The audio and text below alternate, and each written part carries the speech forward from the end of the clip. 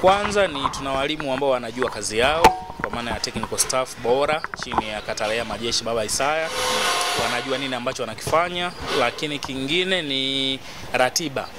Ratiba kwetu imebanana sana, kwa hiyo lazima tufanye mazoezi ya kutosha, tuwe fit. Kwa ratiba ilivyo, tuna mechi tarehe 29, tuna mechi tarehe 2, tuna mechi tarehe 5, tuna mechi tarehe 8 kama hata tokea mabadiliko yoyote. Kwa hiyo ili ucheze mechi hizo zote unahitaji kuwa fit. Kwa hiyo na huo ufiti haupatikani ukiwa nyumbani. Ufiti unapatikana eneo la mazoezi. Kwa hiyo ndio maana benchi letu la ufundi chini ya Katalea Majeshi Baba Isaya wakaona ni vyema kuwahi mazoezi mapema kwa ajili ya kuja kuendelea kile ambacho pengine walikuwa wanaona kuna mapungufu ambayo yapo ya kiufundi na ku-maintain fitness. Unajua kwenye fitness kuna aina tatu. Kuna kutengeneza fitness, kuna ku-maintain fitness, alafu kuna ku-develop fitness.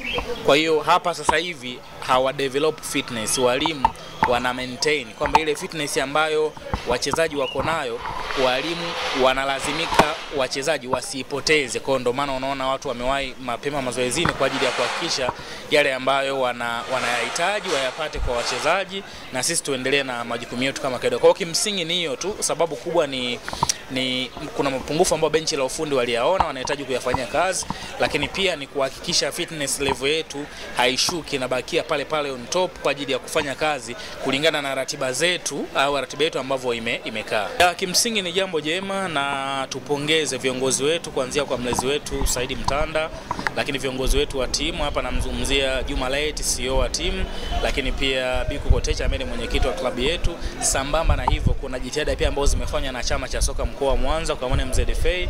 Tumeshirikiana nao kwa uzuri, wakafanikisha hiki ambacho umetoka kukiuliza. Kwa hiyo ni faraja kwa mashabiki na wapenzi wa klabu ya Pamba Jiji.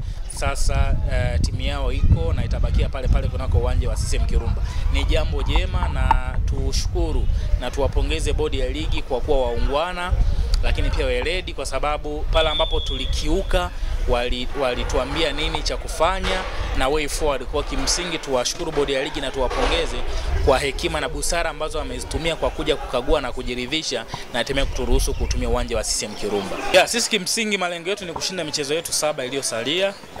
Kwa maana kwa sasa hivi hatuna sababu ya kuanza kumwangalia fulani hajaja, fulani ni yupi, anachezaje, yani sasa hizi focus yetu sisi ni kuhakikisha tunashinda michezo yetu.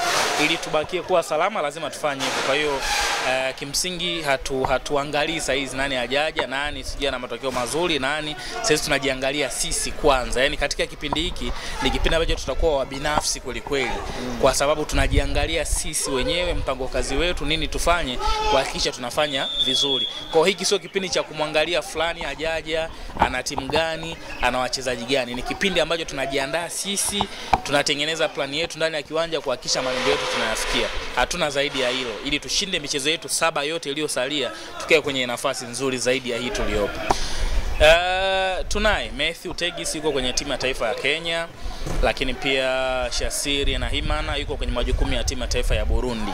Kwa hao ni wachezaji ambao wako kwenye timu zao za taifa, na sisi kama club tuko proud na hiki ambacho kinaendelea kwao, waendeleze kutekeleza majukumu yao, lakini tunaamini baadaye waje kwa ajili ya kuhakikisha wanaipambania nembo ya club ya Pamba Jiji. Kwa sasa hivi ni Pamba Jiji kwanza. Yes, yakitokea mafanikio binafsi kama haya ya wachezaji kwetu ni sifa, lakini pia ni sehemu ya kuwaunga mkono kile ambacho wanakifanya huko ambako wapo.